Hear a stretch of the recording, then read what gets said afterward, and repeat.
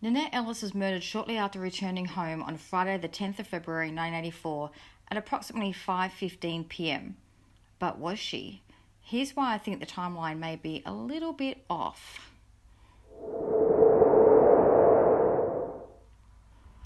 Welcome back to Crime Scene and our continuing look into the 1984 murder of Nanette Ellis. I've just seen the crime scene photos and no, I probably won't be showing them on here. For one, I don't even know if I'm allowed to. And two, it's pretty bad. If you saw the video where I drew the floor plan and I added in the elements based on the description in the coroner's report, this one right here, this does not do it justice at all. It was an absolute bloodbath in that laundry. She must have put up one hell of a fight. And she was absolutely covered in it. Covered in blood, I mean. I had previously surmised that the killer would have been covered in blood and wondered how he got out of the house if he was. Now that I've seen the actual scene and I've seen Nanette, I know he would have been absolutely soaked in it. But we're going to talk about that and we're going to compare the description in the coroner's report to the actual photos and also complain about the photos in an upcoming video. But for this one, I just wanted to do a quick little one on something that has been bothering me. Now, I could be wrong, and if you think I am, please let me know in the comments. Everything I know has come from articles and podcasts and other YouTube videos, the coroner's report, and of course, some helpful info from my very helpful friend. You know who you are. But that's not a lot of information, and most of it is just speculating. But this is something that's been on my mind. Okay, if we listen to the information that's out there, then we know that Greg left the house at around about 4:30 and he arrived home at about 6, right? And Nanette was killed at around 5:15 shortly after arriving home from work. So Greg's ruled out as a suspect, right? But who says? Now, the police say she arrived home at 5:15 because a woman from the neighbourhood saw her pulling into her driveway at that time. And that woman did testify to that at the inquest. She said she saw Nanette going into her house at 5:15, or around 5:15 anyway. And not exactly, but close enough.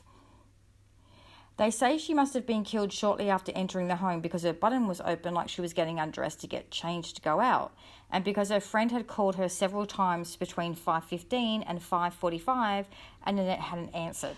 But this is what I've been thinking.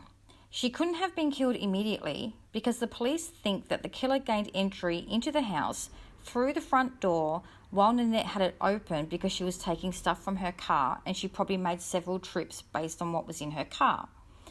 Now, the receptionist at her work said that she helped Nanette carry these things to her car after work, and they were a vacuum cleaner, a newspaper, and a green Tupperware container. The crime scene photos are crap.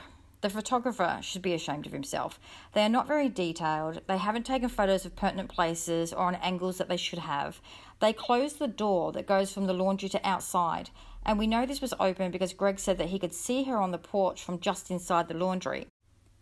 So the door was open, according to Greg anyway, and they shut the door to take the photos of Nanette on the porch. I don't know why they would do that. It's kind of a little bit tampering with it, but that's what they did. The door going from the dining room to the outside was also open, but I have no idea if Nanette opened it when she got home or if the cops did. If Nanette opened it, that also proves that she was walking around the house longer than they think she was. But back to the items in her car. The newspaper and the Tupperware container can be seen on the couch. So she's brought them in and she's put them on the couch. You can't see the vacuum cleaner anywhere. It may be behind the couch because no photos were taken there, and you can't see behind the couch, but there is a cord coming out of the laundry into that little recess bit that's in front of the laundry and the toilet and the bathroom. And I'm thinking this might be the vacuum cleaner. I don't know for sure, because they didn't take a photo of that angle either, so you can't see that side of the laundry, which is just ridiculous since most of the event took place in the laundry. They took a photo from this side looking that way, but not this side looking that way, and that's where I think this vacuum cleaner might be, because that's where the cord's coming out of the door. Just unbelievable that they'd only take one photo from one angle. It's crazy. But if that is the case, if that cord is the vacuum cleaner cord, then she had time to put that away too. So I don't think she was killed immediately. What do you think? Also, her pants being unbuttoned. She wasn't due to leave for her night out until 6. So why would she be getting ready at 5:15 immediately after getting home? Maybe she was, but it's, I don't know, it just doesn't sit right with me. It doesn't seem like something that I would do.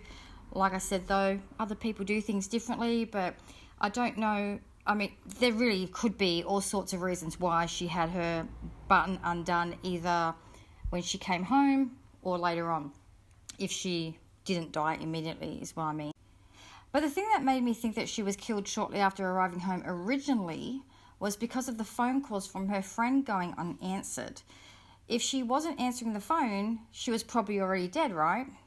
Well, no, not necessarily. I was thinking about how Greg said the radio was on really loud and that Nanette was deaf in one ear. Maybe she didn't hear the phone.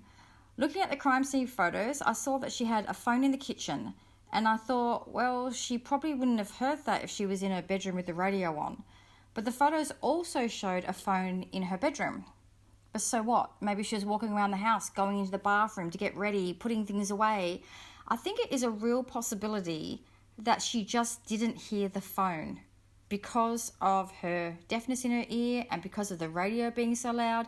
And if that is the case, then maybe the time of death is incorrect, because that's kind of what the police were going on.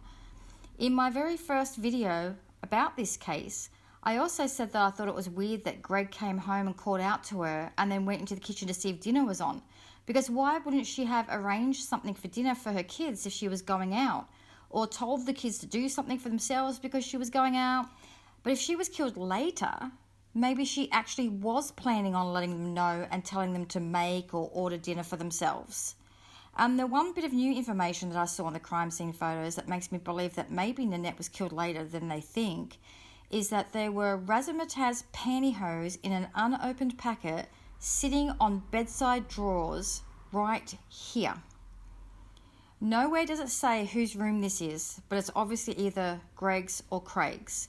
There's no reason why either boy would have a pack of pantyhose on his drawers, and there's no reason Nanette would take them in there and leave them there. It's not like it's, the boy's jumper or a football. It's a pack of pantyhose. I have to think that she had them in her hand because she was going to wear them that night, and she's walked into that room to talk to someone and has put them down as she's talking. This is the same room where she was first attacked as well. So was someone in there?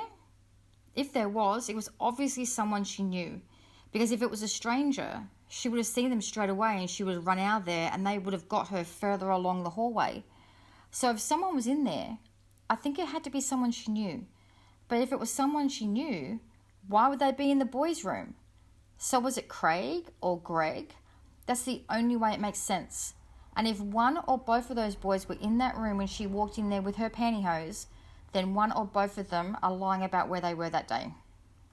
Of course, I'm not saying that either of them were there or that they're lying at all.